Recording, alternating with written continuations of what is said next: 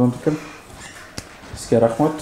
Ошон Оргурдалга да төлөп кетип эртерээк үйүңүздү чыгарып атканыңызга. Бул кагаздар сиздерди эртең үйүңүздү аресттерден чыгарган боюнча бул жерде бардык документтер даярдалган.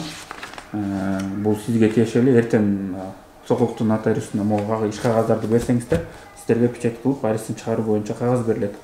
Анан тышкары ошо сиз үй алып аткан учурдарыңызда да өзүңүздүн документтериңиз. Бул жана эмеге жазылгандай, расписка жазылгандай, бул купли-продажа оригиналыңыз сиздики, техпаспорт, анан госак бул баягы кызыл китеп дегени да. Найкыбайка документтериңиз толугу менен сиздики.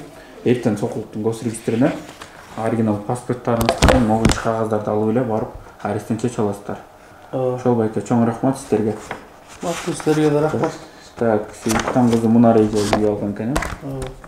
Азамат байке. Макул, ишиңерге ийгилик. Бул оңой эле экен. Акча төлөнсө эле болду экен дейсиң. Кассага кирип эле чыксаң калганы оңой эле. Маселе деле болгон жок. Батыл эле болду, 2 саат убакыт эле кетти. Претензия жок. Жакшы эле болду. Силер менен үй алдык.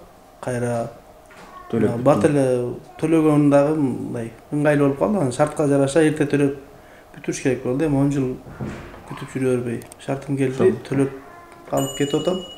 Рахмат деге. Чоң рахмат, сиңерге. Сизге да чоң рахмат. Бүгүн сиз ошондо 13-чү адамсыз төлөп бүтүп аткан. Башталгандан бери. Башталгандан бери? Сау өтө. Макул, силерге сиңерге ийгилик.